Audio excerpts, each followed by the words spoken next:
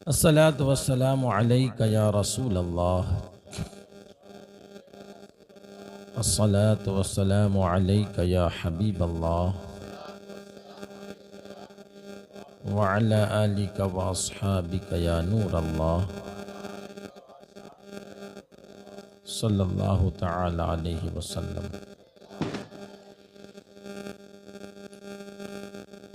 गौसे आज़म बमने बेसरो सामा मददे क़िबला दी मददे काबा मा मददे क़ादरी यमनारे या गौसे आज़म मी ज़नम दमद शेख अहमद रज़ा ख़ां क़ुत्ब आलम मी ज़नम सरवरा शाह करीमा दस्तगीरा अशरफा हुर्मते रूहे पैगंबर यक नज़र कुन सुयमा।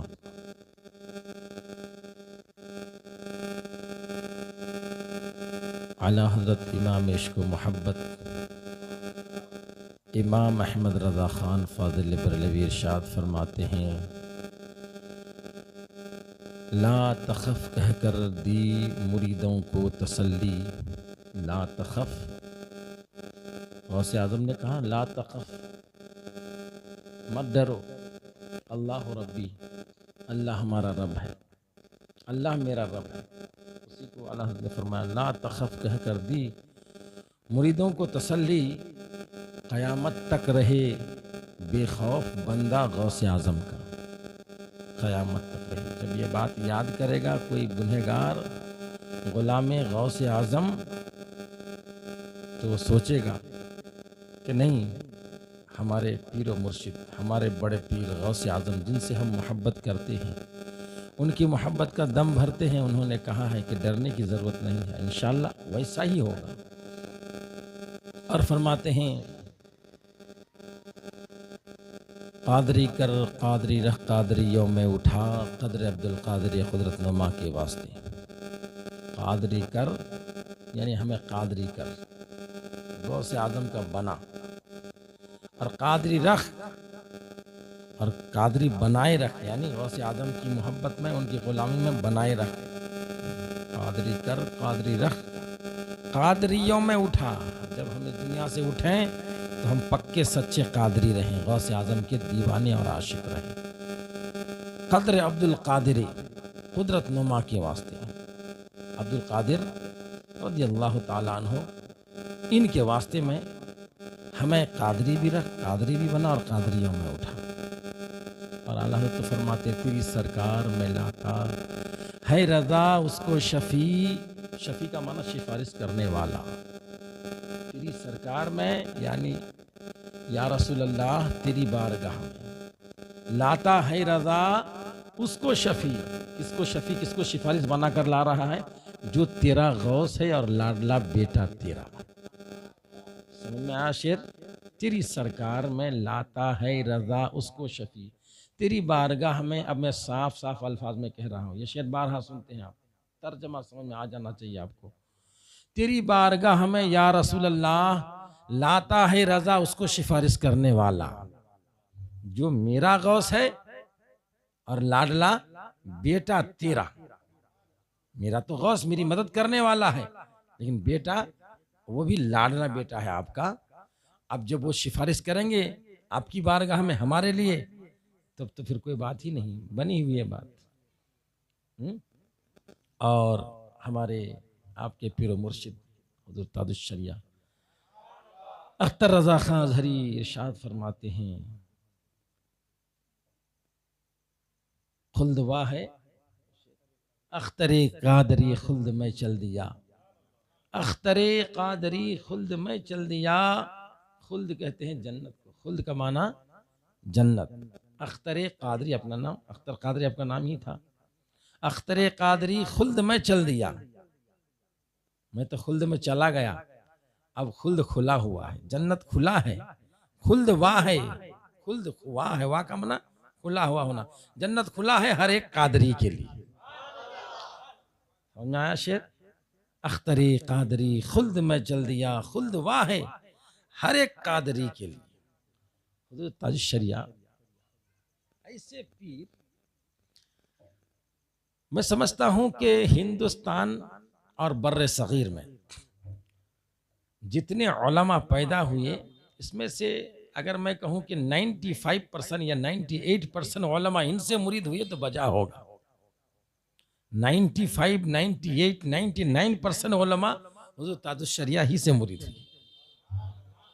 तो इसकी हक्कानियत ऐसी थी कि जब भी कलम उठाया अल्लाह अल्लाह के रसूल के लिए उठाया, जबान खोली अल्लाह अल्लाह के रसूल के लिए खोली, कदम बढ़ाया अल्लाह अल्लाह के रसूल के लिए आपने कदम बढ़ाया। और आप इश्क नबी भी आपके अंदर था और खौफ खुदा भी आपके अंदर था। लोगों ने शिकायत की, हुजूर ये कादरी, अशरफी, रज़वी, बरकाती, रब्बानी, रशीदी, वहीदी, ये सब कितने सिलसिले हो गए हैं। लोग आपस में बहुत झगड़ते हैं, बहुत आपस में टेंशन लेते हैं।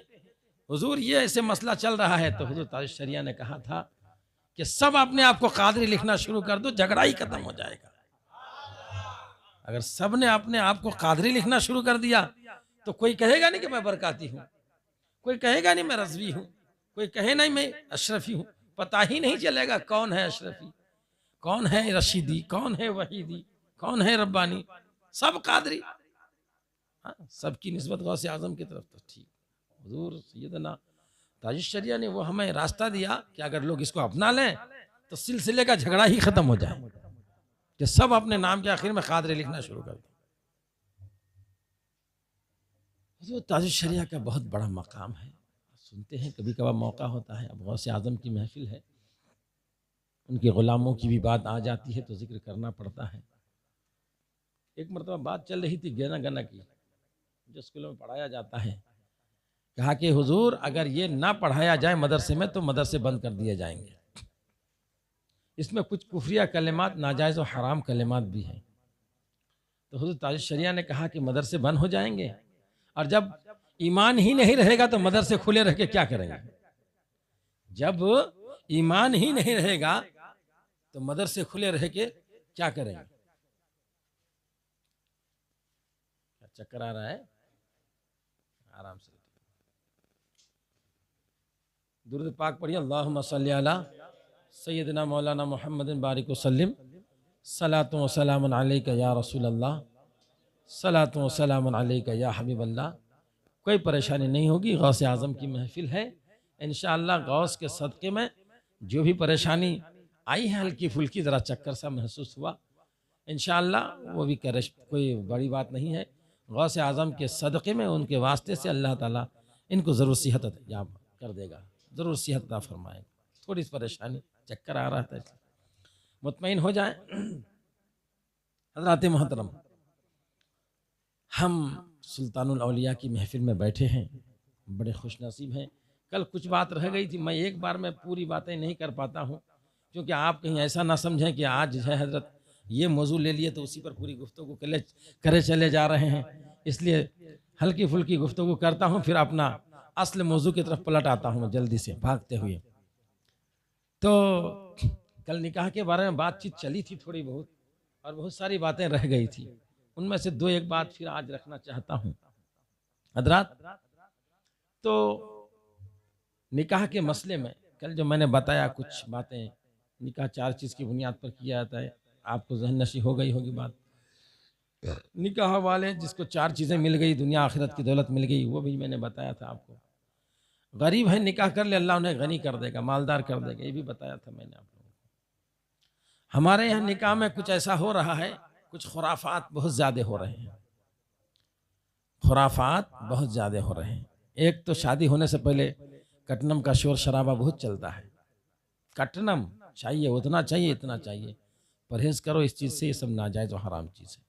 उतना सोना चाहिए, इतना सोना चाहिए, इससे परहेज़ करिए। जो लड़की वाले खुशी से दे दें वो ले लो, उस पर बोझ ना डालो कि बेचारा अपना घर बेच दे, अपनी दुकान बेच दे, अपनी ज़मीन बेच दे, अपना जायदाद बेच दे, सब कुछ बेचकर बेटी के नाम पर कुर्बान कर दे।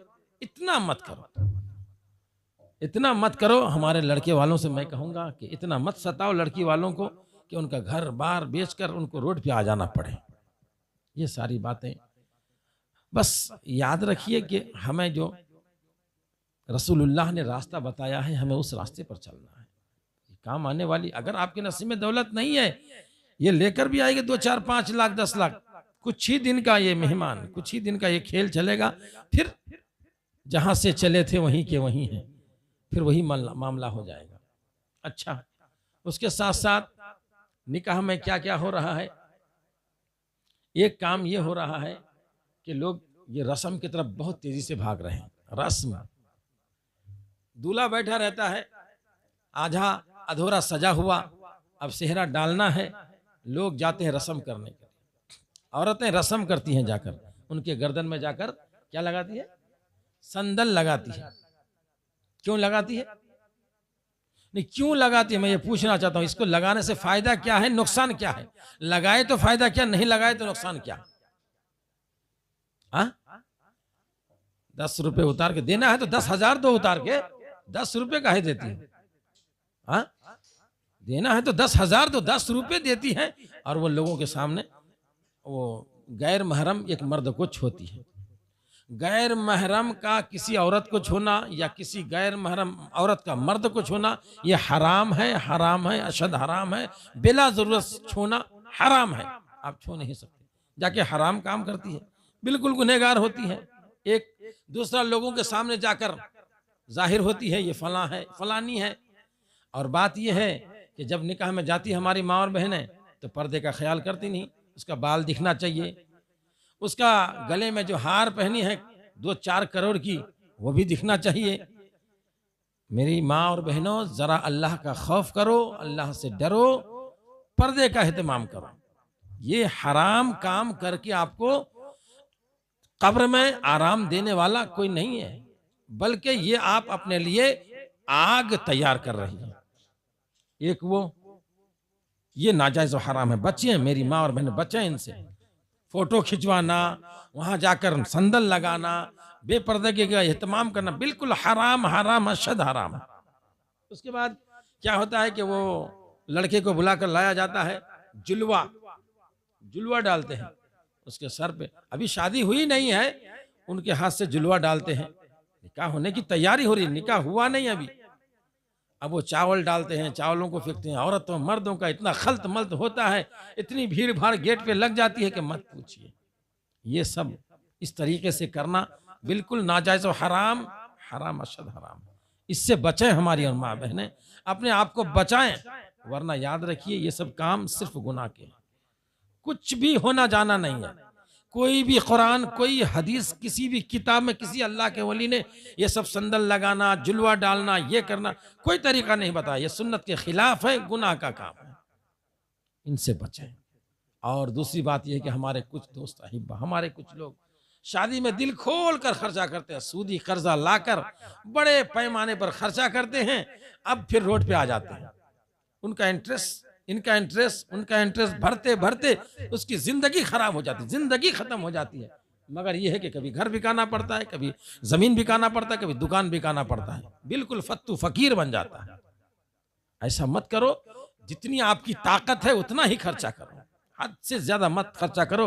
हुजूर ने फरमाया बरकत वाला निकाह वो है जिसमें कम से कम खर्चा किया जाए, कम से कम खर्चा हो, जितनी ताकत है। अरे आपको 2000 बुलाने की जरूरत नहीं है, आपको 10 लोग बुलाकर आप मेहमानदारी कर दीजिए, 10 लोग बुलाकर वलीमा कर दीजिए। कोई जरूरी नहीं है कि सारी दुनिया को बुलाएंगे आप। और दूल्हे वाले जुल्म बर जुल्म करते हैं, जुल्म पर जुल्म करते हैं कि वो क्या करते हैं, मेरे तरफ से 300 आएंगे, 400 आएंगे, 500 आएंगे। ये क्या तरीका है? आप शादी करने आ रहे हो कि सारी दुनिया को लेकर आ रहे हो यहाँ? ये क्या तरीका है कि इतने लोग आएंगे? बिल्कुल गलत तरीका है कि इतने लोगों को लाकर आप लड़की वालों पर बोझ बना रहे हैं। जबरदस्ती किसी के यहाँ खाना चाहते हैं आप? शर्म आनी चाहिए। जबरदस्ती किसी के घर में घुस के खाना चाहते हैं आप? वो खिलाने के लिए तैयार नहीं, जबरदस्ती घुस के खाना चाहते हैं। ये तो वही हो गया ना, हमारे तरफ से 300 लोग आएंगे, नहीं भाई इतना नहीं उठा सकते हम, जबरदस्ती हम आएंगे 300। ये क्या मसला है? शर्म करिए, शर्म करिए ऐसी बातें बोलने से लड़की वाले के यहाँ कि इतने लोग हमारे तरफ से आएंगे। आप कितने लोगों का बोझ उठा सकते हैं उतना बोल दीजिए, हम उतना लेके आ जाएंगे। 10, 20, 25, 50 तो जितना भी होगा, मुख्तसर सा। हाँ, लेकिन यहाँ बड़े पैमाने पर सारा कुछ इंतजाम करते हैं। अच्छा, एक काम और बुरा होता है आपके यहाँ, निकाह हो रहा है लड़की के यहाँ, ठीक है, निकाह हो रहा है लड़की के यहाँ, लड़के वाले दावत करते हैं निकाह में आने के लिए। क्यों दावत करते हैं? वो जिसको बारात ले जाएंगे उन्हीं को दावत करेंगे। पूरे लोगों को दावत करते हैं, आपको शुक्राने में भी जाना है, आपको निकाह में भी जाना है, आपको वलीमा में भी जाना है। अरे वलीमा का खर्चा तुम उठाओगे, लड़का वाला वलीमा का खर्चा उठाएगा। जो खर्चा तुम उठाओगे उस खर्चे में बुलाओ, जो खर्चा आप उठाएंगे उस खर्चे में आप बुलाओ ना। जो आप जेब से पैसे डाल के खिलाएंगे उसमें बुलाओ। कितना बुलाना है? 2, 4, 10, 20 हजार लोगों को बुला लो। खर्चा करेगा लड़की वाला, बुलाएंगे शान से, आप आ जाओ भाई। ये क्या तरीका है? जो खर्चा करे वो बुलाएगा। अब अगर लड़की का बाप बुला रहा है, मेरी बेटी का निकाह है, आ जाओ, उसकी उसात के मुताबिक अगर वो 1000 आदमी बुलाया तो उसकी मर्जी। लेकिन लड़के वाले तो खिलाते नहीं है निकाह में। वो जितने उनको लाने के लिए बोला गया है कि इतने लाइए, उतना ही लाना चाहिए। और दूसरी बात, फिर लड़की वाले भी ना कहें कि आप वलीमे में चले जाओ, खिलाने वाला तो लड़का वाला है, आप वलीमे की दावत क्यों दे रहे हैं? तो ये सब चीजें ज्यादा हो रही हैं और इसी में हमारी मुसलमान कौम तबाह और बर्बाद हो रही है। खाने और पीने में, शादी ब्याह में सब बर्बाद हो जाता है। इसलिए अपनी वक़ार को पहचानो, रसूल की हदीस, रसूल की शरीयत को पहचानो। कुरान ने हमें जो दर्स दिया उसके हिसाब से अपनी शादी ब्याह करने की कोशिश करो। जितना कम खर्चा में अपने घर का निकाह कराओगे उतना ही आपके लिए बरकत वाला वो निकाह होगा। इस चीज़ को ख्याल में रखिए हज़रात। और आज के डेट में जहाँ तक हमारे कल आज ही कलंदर भाई बता रहे थे गालिबन कि कोई मदरसा हमारा मस्जिद में, कई बार मैंने कोशिश किया कि मदरसे में जो है बच्चे पढ़ें, नौजवान पढ़ें, बूढ़े पढ़ें, जवान पढ़ें, हर कोई पढ़ें, लेकिन पढ़ने का शौक पैदा ही नहीं हो रहा है। यहाँ तो शौक आ गया पूरा मोबाइल पर। बच्चे मोबाइल के लिए पागल, जवान मोबाइल में दीवाने, हमारी माँ और बहनें मोबाइल में दीवानी हो गई, हमारे बूढ़े बुजुर्ग लोग वो भी मोबाइल लेके और टीवी लेके बैठ गए अपने घर। मैं बहुत ही ये दर्द के साथ बता रहा हूं, आप मेरी बात को कड़वी लगेगी मेरी बात आपको, लेकिन ये हकीकत है। लेकिन ये हकीकत है कि हम मोबाइल लेके बैठ गए, बस हमको दीन से कोई वास्ता नहीं है, दीनी तालीम से कोई वास्ता नहीं। आज कुरान मिटाने की बात किया जा रहा है, कुरान की बेहुरमती कर रहे हैं लोग, कुरान को जला रहे हैं, कुरान को तरह तरह से जो है उसके ऊपर कीचड़ उछाल रहे हैं, तरह तरह की बातें आती हैं। गद्दार रसूल आज कुरान मिटाने की बात करता है। अल्हम्दुलिल्लाह हमारा ईमान और अकीदा है कि कुरान को आज तक मिटाने वाला कोई माय का लाल पैदा ही नहीं हुआ जो कुरान मिटा दे।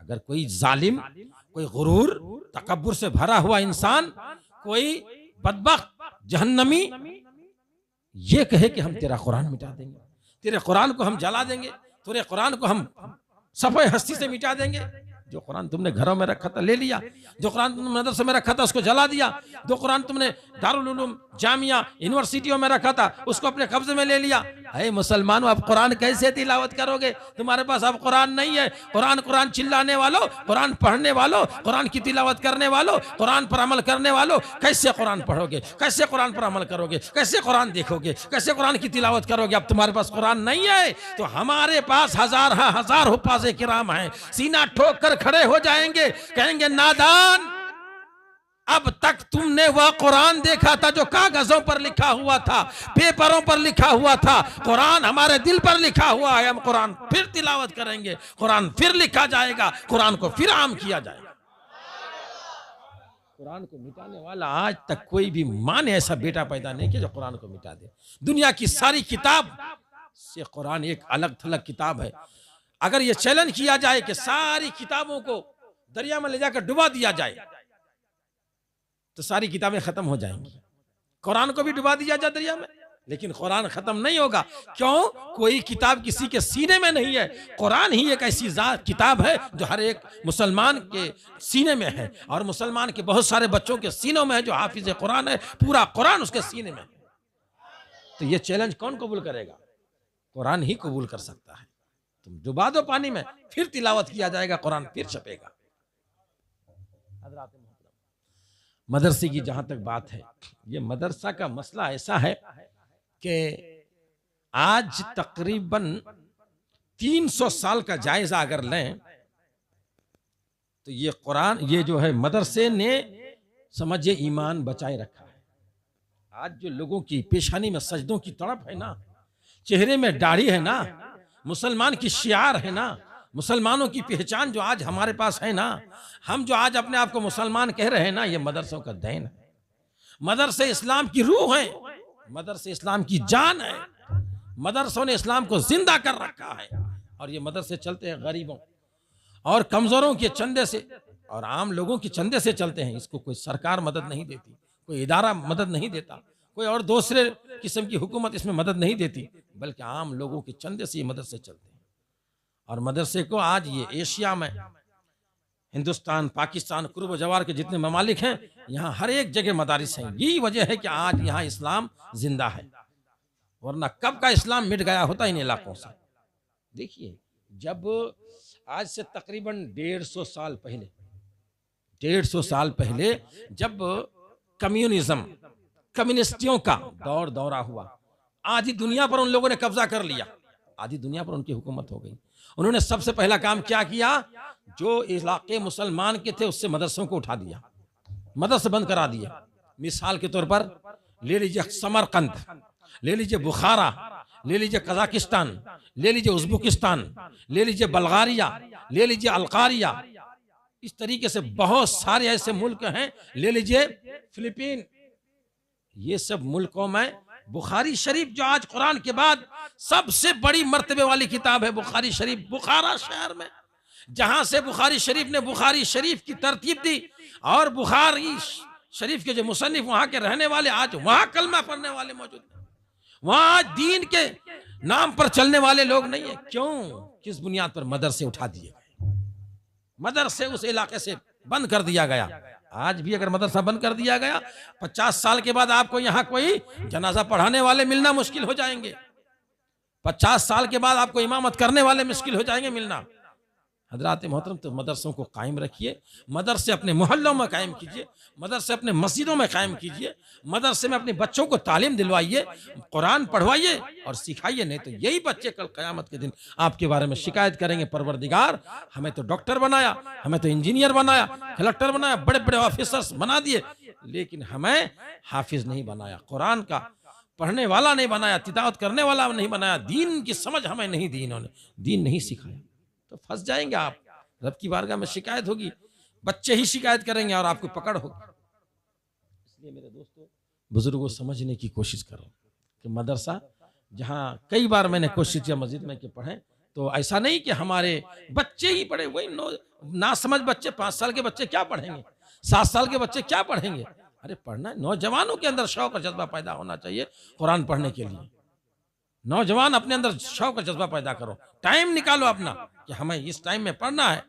24 घंटा क्या, पूरे 24 घंटा आप जो है 7-8 घंटा सोने के बाद पूरे काम ही में लगे रहते हो? नहीं, आजकल 5-6 घंटा से ज्यादा कोई काम करता नहीं, बस यूं ही टाइम पास कर देते हैं। इसलिए अपने अंदर शौक पैदा करो और मेहनत करो, दीन के लिए काम करो, अपनी कमेटियां बनाओ, अपने आप को मजबूत करो, मस्जिद में मदरसा कायम करो, मोहल्ले में मदरसा कायम करो, औरतों के लिए मदरसे कायम करो, इनको सीखने के लिए कुछ ना कुछ करो। यही जिंदगी है असल। बस कमाए खाए मर गए, ये जिंदगी कोई जिंदगी नहीं है। एक मरतबा तो पाक पढ़िए, अल्लाहुम्मा सय्यिदना मौलाना मुहम्मदिन बारिक वसल्लम सल्लल्लाहु व सलाम अलैका या रसूलल्लाह, सल्लल्लाहु व सलाम अलैका या हबीबल्लाह। आज मदरसे में जितनी पढ़ाई होती है ना, पढ़ने के लिए लोग कम, पलने के लिए ज्यादा भेजते हैं मदरसे में बच्चों को, पढ़ने के लिए कम, पलने के लिए ज्यादा। जो बच्चा शरीर निकल जाता, जो बच्चा बदमाश निकल जाता, जो बच्चा कुंद जहन निकल जाता, जो बच्चा स्कूल में पढ़ना नहीं चाहता, जो बच्चा लंगड़ा हो जाता, जो बच्चा और कुछ ना कुछ ऐब हो जाते, उन बच्चों को मदरसे में डाला जाता है। हाँ, उनमें से कुछ जो दीन की खिदमत करने वाले आलिम उलमा हाफिज बन जाते हैं, कुछ बन जाते हैं, बाकी तो यूं ही अब काम खराब हो जाता है उसका। ऐसे बहुत सारे हो जाते हैं। इसलिए खाली गरीब लोग ही अपने बच्चों को आलिम और हाफिज ना बनाए, बल्कि मैं कहता हूँ मालदार लोग भी अपने बच्चों को आलिम और हाफिज बनाए, ताकि समझ में आए कि क्या है। एक बार दुरूद पाक पढ़िए, अल्लाहुम्मा सल्ली अला सय्यदना मौलाना मुहम्मदिन बारिक वसल्लम सल्लल्लाहु व सलाम अलैका या रसूलल्लाह सल्लल्लाहु तआला अलैहि वसल्लम। गौसे आज़म की महफिल है और जितनी बातें हो रही है उन्हीं की तरफ से हो रही है। ये सारी बातें कहने की एक तरह से इजाज़त हो रही है, तो दिल में आती है बात और आप तक पहुंच रही है बात। हज़रत गौसे आज़म रज़ी अल्लाह ताला अन्हु अपने वक्त के पीरे, अपने वक्त ही नहीं बल्कि रहती दुनिया तक ऐसे पीरे कामिल हैं, ऐसा ऊंचा मकाम है, ऐसी शान है आपकी कि जिसने आपसे लव लगा लिया तो अल्लाह तबारक व तआला ने उसका बेड़ा पार कर दिया। बताया जाता है कि एक अब्दुल्लाह नाम का डाको था, अब्दुल्लाह नाम था उनका, था डाको, बहुत बड़ा डाको था। और उन्होंने क्या किया, अपनी डाका जनी से तौबा कर ली। तौबा करने के बाद सोचने लगा कि मैंने बहुत बड़ा गुनाह का काम किया, अब तौबा करके नेकियों में लग गया, दीनदारी में आ गया, नमाज रोज़े दिगर दिगर दीन के कामों में दीन का पाबंद हो गया। इसी बीच में उनके दिल में ख्याल आया कि मुझे मुरीद होना चाहिए, किसी पीरे कामिल से मुरीद होना चाहिए। बहुत बार ट्राई की कि कोई पीरे कामिल से मुरीद हो जाए, किसी अच्छे पीर से, करामत वाले किसी पावरफुल पीर से मुरीद हो जाए, जिसके पास जाता कुछ ना कुछ खोट देखता वापस आ जाता, जिसके पास जाता कुछ ना कुछ कमी देखता, मुरीद होता नहीं। चला साल 2 साल कई साल गुजर गए। उनकी बीवी ने कहा कि तुम्हें कोई पीर ही नहीं मिलता, सारे लोगों को पीर मिल जाते, तुझी को कोई पीर नहीं मिलता, इतने लोग मुरीद हो रहे हैं, तुझे ही पीर नहीं मिल रहा है, तू मैं हो गई। घर से निकला, कहा कि आज जो भी हो मैं अपने पीर को तलाश करके रहूंगा। पूरी रात इबादत इलाही में गुजार दिया, दुआ करने में गुजार दिया। अब्दुल्ला नाम का जो डाको था, अब तो वो अच्छा आदमी बन चुका था, पूरी रात दुआ की, इबादत की, रियाजत की अल्लाह की बारगाह में कि मुझे मेरा पीर कामिल आज मिल जाना चाहिए। इत्तेफाक की बात, दिल में सोच लिया, ख्याल कर लिया, जो सुबह सवेरे पहले मिल जाए उन्हीं को मैं अपना पीर बना लूंगा।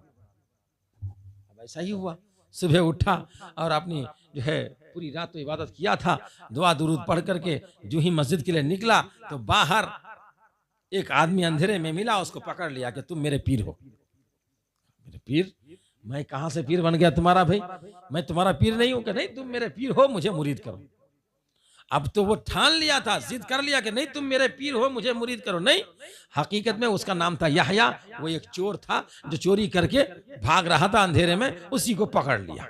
अब चोर को पकड़ के इन्होंने अपना पीर समझकर उसी के सामने मुरीद होने के लिए परेशान पे परेशान उसको कर दिया। लास्ट में जब वो समझा कि इससे जान छुड़ाना मुश्किल है तो कहा कि ठीक है लाओ हाथ।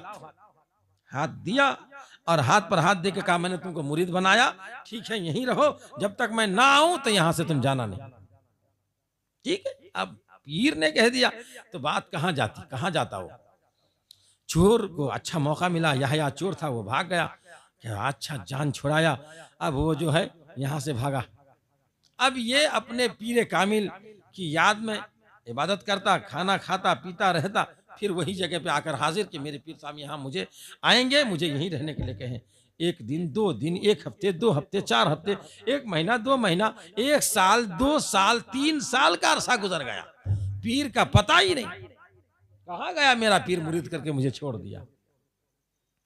इत्तेफाक की बात कि वो चोर तो चोरी करता रहा, दाएं बाएं फिरता रहा, चोरी करता रहा। सुना कि बगदाद में एक बड़े बुजुर्ग हैं और उनको लोग बड़े बड़े नजराना देते हैं, बड़े बड़े तहफे तहाइफ देते हैं, दिरहम व दिनार देते हैं, उनके घर में डाका डाला जाए।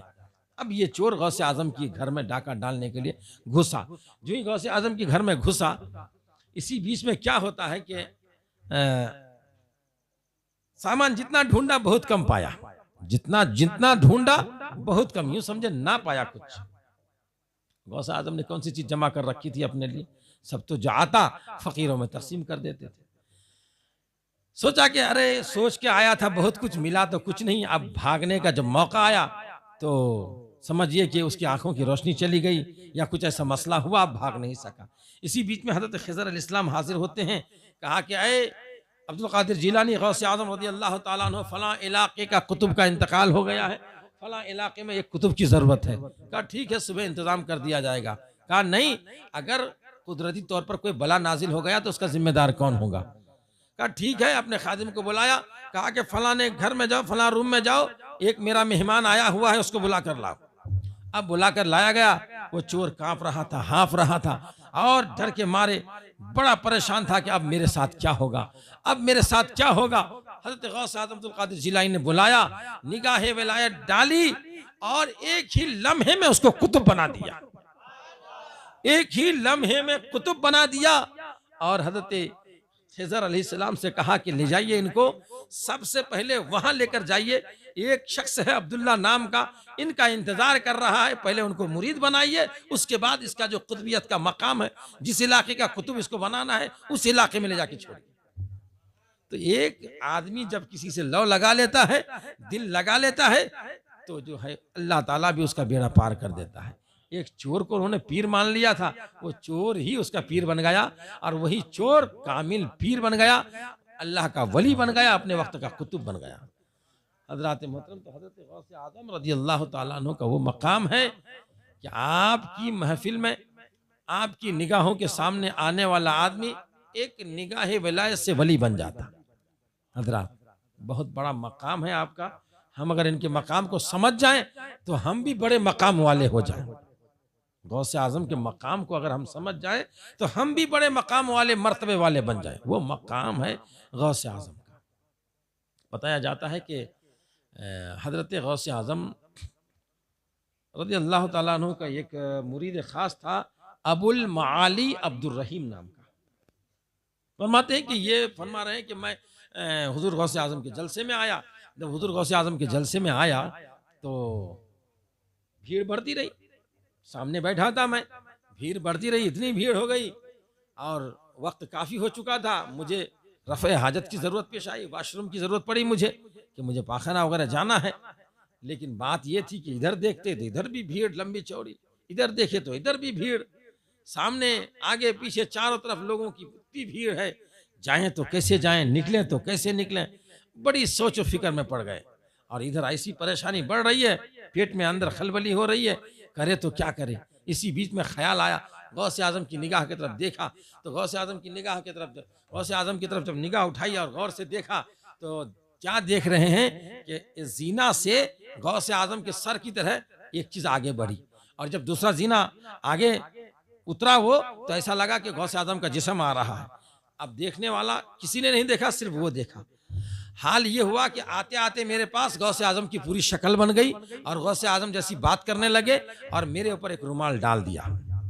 तकरीर अपनी जगह कायम है, तकरीर हो रही है, हुजूर गौसे आजम वाज फरमा रहे हैं, बयान फरमा रहे हैं, लेकिन ये फरमाते हैं कि इसी बीच में क्या हुआ, गौसे आजम से एक शक्ल, एक जिस्म निकला और मेरे ऊपर आकर चादर अपनी डाल दी। जो ही मेरे ऊपर चादर डाली तो मैं अपने आप को एक मैदान में पाया कि मैं यहाँ जलसे में नहीं हूँ, अब बयान की जगह पे नहीं हूँ, बल्कि एक खुला मैदान में हूँ। मैदान के बाजू में एक नदी जारी है। मैंने अपनी हाजत पूरी की, अपनी जो रफ़े हाजत की थी, बाथरूम वगैरह करना था, मैंने कर लिया। उसके बाद मैं नहर में गया, वजू किया। मेरे पास एक चाबी का छल्ला था, हमारे घर की खजाने की ये वो की चाबी का पूरा कीली जिसे बोलते हैं आप लोग, उसका छल्ला था। मैंने दरख्त में लटका दिया और वजू करना शुरू कर दिया।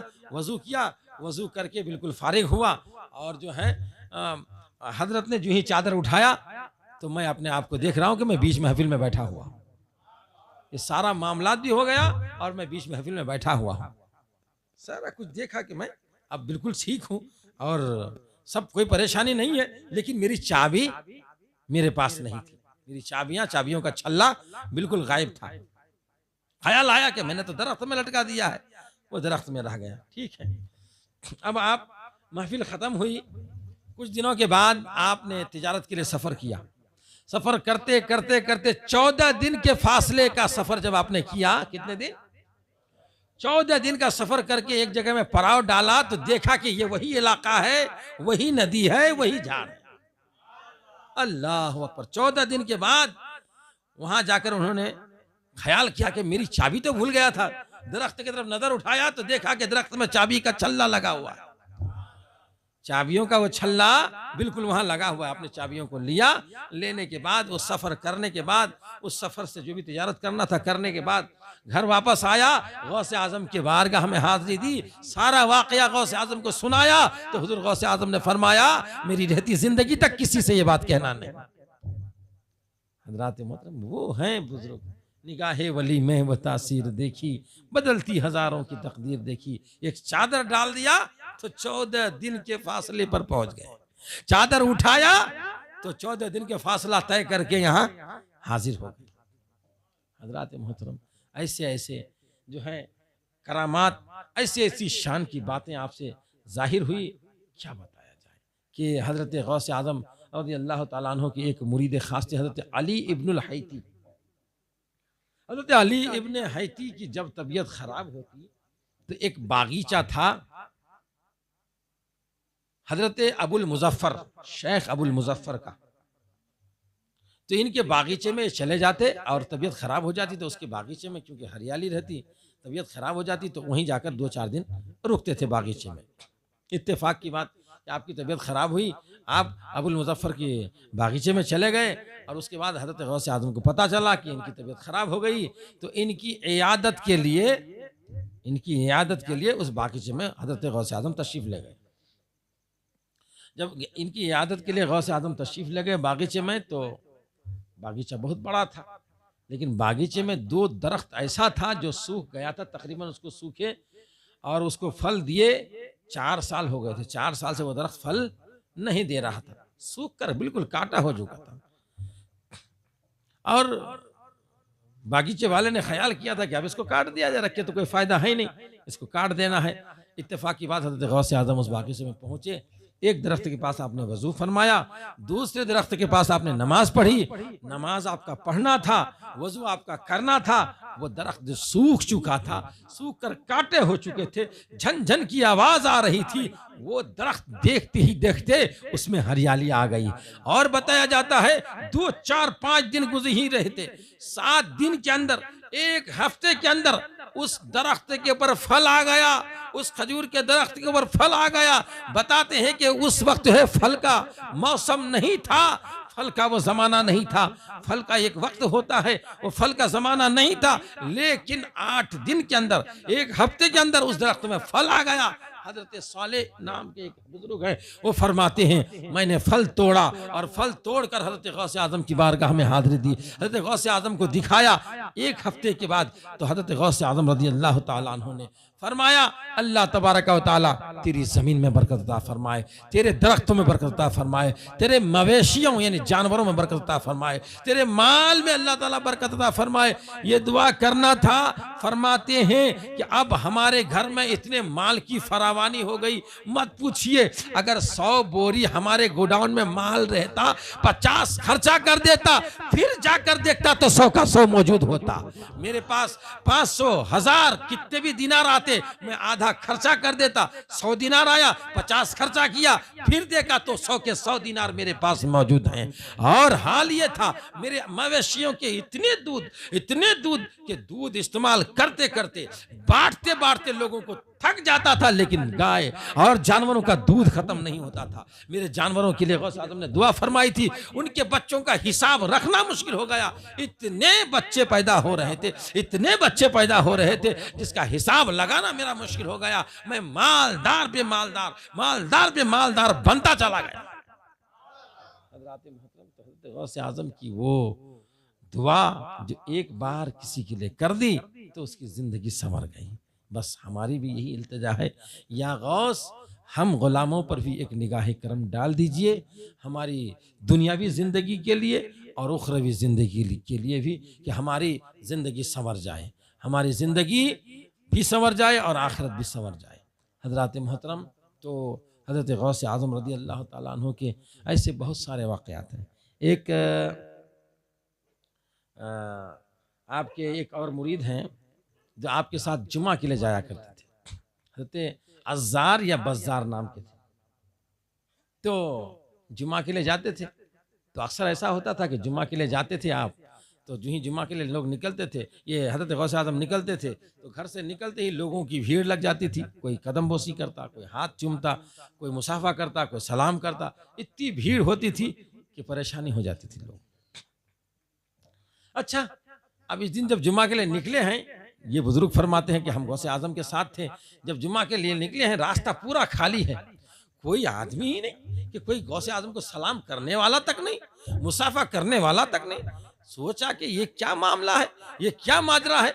हर बार जुमा के लिए जाते थे, लोगों की भीड़ लग जाती थी, जुमा के घर तक, मस्जिद तक पहुंचना मुश्किल हो जाता था, इतनी भीड़ होती थी। लेकिन आज क्या मामला है, कोई सलाम नहीं, कोई मुसाफा नहीं, कोई मुआनका नहीं, कोई करीब से गुजर रही नहीं रहा, कोई आके एक बार सलाम भी कह के नहीं जाता। ये क्या मसला है। दिल में ख्याल आना ही था। गौसे आजम ने देखा और मुस्कुराया, और मुस्कुराने के बाद बस कुछ ही लम्हे गुजरे थे, कुछ ही सेकंड गुजरे थे कि लोगों का आना शुरू हो गया। अब लोग आ रहे हैं, सलाम कर रहे हैं, लोग आ रहे हैं, मुसाफा कर रहे हैं, लोग आ रहे हैं, हाथ चूम रहे हैं, लोग आ रहे हैं, पैर चूम रहे हैं। अब इतनी भीड़ हो गई, इतनी भीड़ हो गई, इतनी भीड़ हो गई कि ये बुजुर्ग अब परेशान हो गए। गौसे आजम से चिपक चिपक कर चल रहे थे, अब बहुत दूर में बैठे, बहुत दूर पे हैं। अब लोगों की भीड़ इतनी बढ़ गई कि गौसे आजम से काफी दूरी अख्तियार करनी पड़ी इसको। सोचने लगा दिल में, वही तो अच्छा था भाई, वही बेहतर था कि गौसे आजम की कुर्बत हमारे साथ थी, गौसे आजम के करीब करीब से मैं चलता था और शाना बशाना मिलाकर करीब करीब से अपने आका आगे आगे जा रहे थे, मैं गुलाम बनकर उनके पीछे पीछे जा रहा था। उनकी कुर्बत शामिल हाल थी, उनके करीब से मैं गुजर रहा था, ये मेरे लिए खुशनसीबी थी। या बड़ा मामला गड़बड़ हो गया। इतना दिल में आना था, कुछ ही सेकंडों में पूरी भीड़ खत्म। हजरत गौसे आजम ने उनकी तरफ निगाह उठाई, एक मुस्कुराहट दी और सारी भीड़ फिर खत्म हो गई। कहा, जार तुमने ही तो सोचा था कि भीड़ हो, भीड़ नहीं थी तो भीड़ हो गई। अल्लाह तबारक व तआला ने मुझे वो मकाम अता फरमाया है, औलिया किराम में वो मकाम अता फरमाया है। अल्लाह तबारक व तआला ने लोगों के दिलों को मेरे हाथ में दे दिया है, मेरे तसर्रुफ में दे दिया है, मेरे अख्तियार में दे दिया है। जब चाहूं लोगों को करीब कर लूं, जब चाहूं लोगों को दूर कर दूं, जब चाहूं लोग मेरे तरफ तवज्जो डाल दें, जब चाहूं मैं लोग मुझसे तवज्जो हटा लें। ये मेरे दिल की बात है, जब चाहूं वैसा हो जाए। अल्लाह ने मुझे वो मकाम अता। हज़रात मोहतरम, यही बात थी कि गौसे आज़म रज़ी अल्लाह तआला अन्हु की महफिल में हज़ार नहीं हज़ारों की तादाद में लोगों की तादाद जो है जलसे में हाजिर हुआ करते थे। हज़रत गौसे आज़म रज़ी अल्लाह तआला अन्हु के बारे में बताया जाता है कि आप मदरसे में एक दिन पढ़ा रहे थे और बच्चे आपके पास पढ़ रहे थे, खानकाह में यूं ही बैठे थे, चादर डाल के ऊपर बैठे हुए थे, चादर ऐसे डाल के बैठे हुए थे। जो ही चादर ऐसे डाल के बैठे हुए थे तो अचानक आपका चेहरा फक हो गया, सुर्ख हो गया। जो ही सुर्ख हुआ आपका चेहरा, और उसके बाद हाथ अपने चादर के नीचे डाली, चादर के नीचे हाथ डाली और चादर के अंदर से हाथ को जब निकाला तो हाथ से पानी टपक रहा था। हाथ आपके बिल्कुल भीगे हुए थे, हाथ से पानी टपक रहा था। आपके शागिर्द वगैरह पढ़ने वाले जितने थे दरसगाह में, क्लास में जितने पढ़ने वाले थे, पूछने की किसी को हिम्मत नहीं हुई कि आपसे कुछ पूछे, आपसे कुछ सवाल करे। पूछने की किसी को हिम्मत नहीं हुई। फरमाते हैं कि वो दिन, महीना, वक्त सब लिख लिया गया। उसके बाद 2 महीने के बाद एक वफ्द हाजिर हुआ, एक काफिला वाले आए और आने के बाद जो है आपके पास हाजिरी दी, नजर नियाज पेश किया, हदिया पेश किया। हमने काफिले वाले से पूछा क्या माजरा है, क्या हाल है, उनकी कैफियत पूछी, कैसे आना हुआ। तो उन लोगों ने बताया कि हम आज यहाँ बगदाद से तकरीबन 2 महीने के सफ़र पर थे, दूरी में 2 महीने के सफ़र में, दरियाई सफ़र में थे। और ऐसा इत्तेफाक हुआ कि ऐसी हवा मुखालिफ चली कि हमारी कश्ती अब डूबने वाली ही थी, हमारी कश्ती डूबने वाली थी। तो हम सब गौसे आजम की मदद के मुंतज़िर हुए, या गौस अल मदद के नारे लगाए कि या गौस अब्दुल कादिर जिलानी हमारी मदद फरमाइए, हमारी इमदाद को पहुंचिए, हम डूब रहे हैं, हमारी कश्ती डूब रही है, हमारे मालो दौलत सब डूब रहे हैं, हम तबाह हो जा रहे हैं, हम बर्बाद हो जाने वाले हैं, हम डूब जाने वाले, हमारी कश्ती डूब जाने वाली है, हमारी मदद फरमाइए।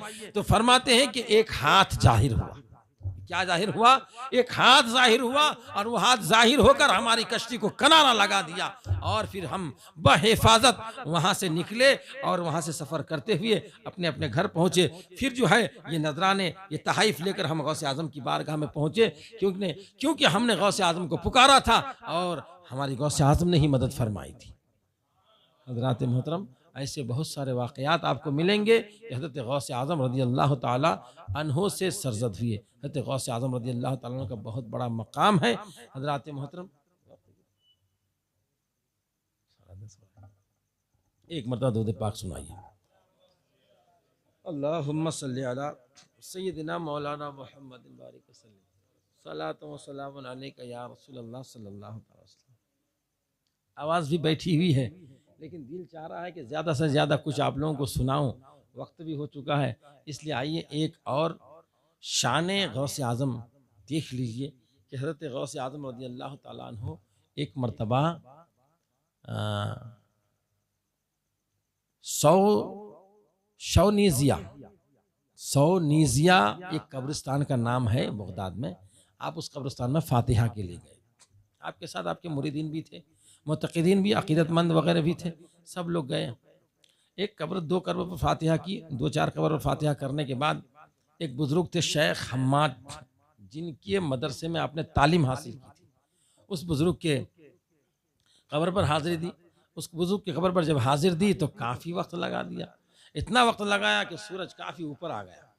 सूरज इतना ऊपर आ गया कि गर्मी होने लगी, बहुत ज़्यादा लोगों को गर्मी होने लगी।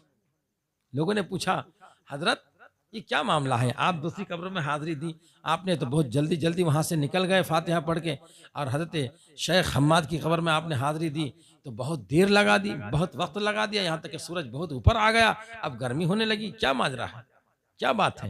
हज़रत गौस आज़म ने कहा कि दरअसल बात यह है कि आज से 22 साल पहले की बात है। कितने साल?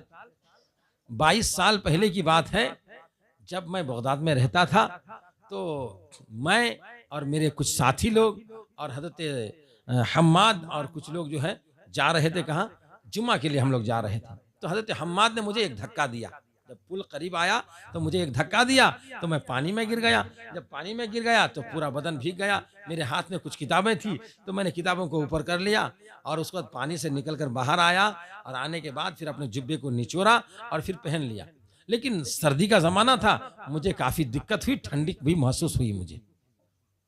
उसके बाद फिर वो लोग जो है हज़रत शेख हम्माद बहुत आगे निकल चुके थे, मैं भी दौड़कर उनका पीछा करते हुए उनके करीब आकर पहुंच गया। जो ही उनके करीब पहुंचा तो उनके दूसरे जो मुरीदीन थे मुझे फिर धक्का देना चाहे कि मैं जब फिर धक्का दें वो पानी में गिरा दें। तो उन्होंने डांटा, शेख हम्माद ने डांटा कि अरे मैंने यूं ही बतौर इम्तिहान अब्दुल कादिर जिलानी को धक्का दिया था, क्योंकि वो एक चट्टान की मिसल है, मैं जानता हूँ वो हिम्मत, इस्तक़लाल और ताकत में बहुत बुलंद है, बतौर इम्तिहान मैंने उनको धक्का दिया था, तुम लोग काहे धक्का दोगे, डांटा उन लोगों को। तो बात यह है कि अब जब मैं उनकी खबर में पहुंचा तो उनको मैंने देखा कि वो जन्नत के बागों में टहल रहा है, जन्नत का कड़ा उसके हाथ में डाला हुआ है, जन्नत में जो है लोहे सोने का कड़ा डाला हुआ है कंगन, और सोने की जूतियां पहने हुए हैं, और सर पे बहुत खूबसूरत ताज है, जन्नती हुल्ला पहने हुए हैं। लेकिन बात यह है, उन्होंने कहा कि अब्दुल कादिर जिलानी सारी खुशियां हैं, सब कुछ है, सब कुछ है मेरे पास, लेकिन मेरा हाथ ये सुन हो गया है, मेरा हाथ ये नाकारा हो गया, काम नहीं करता, पैरालिसिस जैसा हो गया है, ये हाथ मेरा काम नहीं हुआ, काम नहीं करता, बिल्कुल काम नहीं करता, ना उठा सकता ना बैठा सकता, कुछ काम नहीं कर रहा है। कहा कि मेरी तुमको जो मैंने धक्का दिया था आज से 22 साल पहले अब्दुल कादिर जिलानी, उस धक्के देने की वजह से अल्लाह तबारक व तआला ने मेरे इस हाथ को मफलूज कर दिया है। अब्दुल कादिर जिलानी क्या तुम माफ कर दोगे? तो अब्दुल कादिर जिलानी फरमाते हैं हाँ जरूर माफ कर दूंगा। आपने माफ फरमा दी, उसके बाद फरमाया, अर्ज किया कि आप मेरे लिए ये हाथ दिला दोगे? हाथ तो मेरा मफलूज हो चुका था, मफलूज हो चुका है, माफ तो कर दिया, मुझे हाथ भी आप दिला दोगे? तो हज़रत अब्दुल कादिर जिलानी ने अल्लाह की बारगाह में दोनों हाथों को बुलंद किया और उनके लिए दुआ करते रहे, दुआ करते रहे। बताया जाता है कि 500 औलिया किराम आपकी दुआओं में आमीन कहते रहे। कुछ तो वहाँ हाजिर थे, कुछ जो दूर दराज मकाम पर थे, वो सब औलिया किराम को पता चला हज़रत गौस आज़म शेख हम्माद के लिए दुआ फरमा रहे हैं कि उनको उनका हाथ मिल जाए। आप दुआ करते रहे, दुआ करते रहे, दुआ करते रहे, यहाँ तक कि उनका हाथ सही सालिम हो गया, अच्छा हो गया, उनको अल्लाह ताला ने अच्छा हाथ अता फरमा दिया और उसी हाथ से उन्होंने मेरे साथ मुसाफा भी किया। इसलिए मुझे खुशी हुई, मुझे मुस्कुराते हुए देख रहे हो, मेरे चेहरे पर नूर देख रहे हो। हज़रत मोहतरम हज़रत अब्दुल कादिर जिलानी को किसी ने दुनिया में जरा सी भी तकलीफ दी, मजाक के तौर पर, इम्तिहान के तौर पर, उसको भी अल्लाह तबारक व तआला गवा, ये भी अल्लाह ताला को गवारा नहीं कि मेरे महबूब वली अब्दुल कादिर जिलानी को कोई तकलीफ पहुंचाए। इसलिए जबकि शेख हम्माद भी अपने वक्त के वली थे, अपने वक्त के बुजुर्ग थे, लेकिन उनका हाथ भी मफलूज हो गया। गौसे आजम ने माफ़ी दी तो अल्लाह ताला ने फिर वो भी दुआ भी फरमाई, तब अल्लाह तबारक व तआला ने उनके हाथ को दुरुस्त फरमा दिया। तो हजरात, बहुत बड़े मकाम वाले वली हैं हम और आप। हमारी माँ और बहनें जितनी हाजिर हुई हैं बड़े खुश नसीब हैं, बड़े ही आप खुश नसीब हैं। जितना मैं बोलूं उतना ज़्यादा खुश नसीब हैं कि आप लोगों ने गौसे आज़म की महफिल को हाजिरी दी, सजाया इसको, और इसमें आकर आपने गौसे आज़म की शान को समात फरमाई। गौसे आज़म की जितने करामात हैं मैं तो कमा हक वो बयान कर सकता नहीं, बस जितना हो सका कि कुछ दीन की बातें, कुछ दीन की समझ आपको बताया, कुछ आका अलैहिस्सलाम की हदीसें, कुरान की बातें सिखाया, बताया, और हुजूर गौसे आज़म की शान आप तक पहुंचाता रहा। अल्लाह तबारक व तआला की बारगाह में दुआ है, परवरदिगार आलम जितनी बातें हुई मुझे सबसे पहले अमल की तौफीक अता फरमाए, फिर तमाम लोगों को अमल करने की तौफीक अता फरमाए। और जो हजरात जलसे में जो खर्चे वगैरह हुए हैं, इसमें 11 दिन का प्रोग्राम, 11 दिन से हमारे नौजवान मेहनत मशक्क़त कर रहे हैं, और ये सारा कुछ उठाना बैठाना सब करना बड़ी जिम्मेदारी का काम होता है, लेकिन बड़े ही खुलूस और मोहब्बत से कर रहे हैं। इनके हक़ में सब लोग दिल खोल कर दुआ करें। और बाकी जलसे में छंदा उंदा का मसला है, लंगर है, ये वो अखराजात हैं बहुत सारे, लिहाजा आप लोग दिल खोल कर गौसे आज़म की मोहब्बत में हमारे नौजवान कमेटी को चंदा दें, और ताकि ये लोग इस तरीके के जलसे एक बार नहीं हर बार जो है 12 उरूस के मौके पर भी करें, 11वीं के मौके पर भी करें, ख्वाजा गरीबनवाज चिश्ती का मौका आए, उनका छठी आए, तो उनके मौके पर भी 2 दिन 3 दिन का प्रोग्राम रख दें, ताकि आप लोगों को दिल खोल कर ये लोग सुनवा सकें और हम लोग सुना सकें कि पूरे एक एक वली की पूरी हिकायत और पूरे उनकी दास्तान को, उनकी करामात को आपके सामने रखा जाए, और आपका दिल मुनव्वर व मुजल्ला हो जाए कि वाकई हमारे ये बड़े बड़े शान वाले औलिया किराम हैं जिनके हम गुलाम हैं, इन्हीं के साथ हमारा हश्र इंशाअल्लाह अज़ीज़ क़यामत के दिन होगा।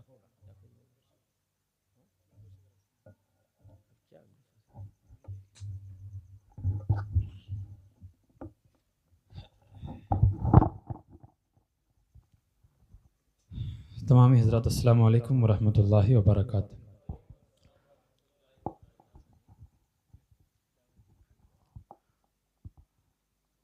आज से तकरीबन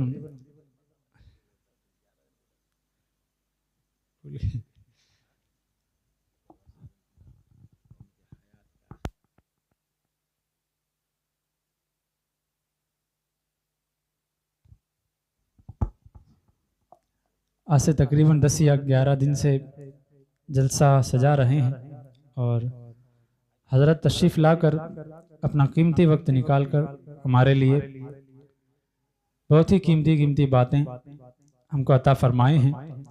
तो हमारी जानिब से हज़रत की गुलफशी करना चाहते हैं, तो हमारे बाबा फ़खरुद्दीन भाई को मैं दावत देता हूँ कि आकर वो हज़रत की गुलफशी करें, और हमारे खादर बादशाह भाई भी तशरीफ़ लाएँ। अब भी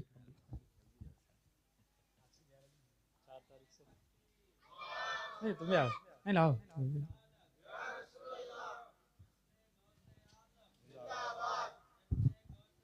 जिंदाबाद जिंदाबाद जिंदाबाद जिंदाबाद जिंदाबाद जिंदाबाद। अल्लाहु अकबर, या रसूल अल्लाह। जिंदाबाद जिंदाबाद जिंदाबाद जिंदाबाद जिंदाबाद जिंदाबाद। अल्लाहु अकबर, या रसूल अल्लाह। अल मदद। अरे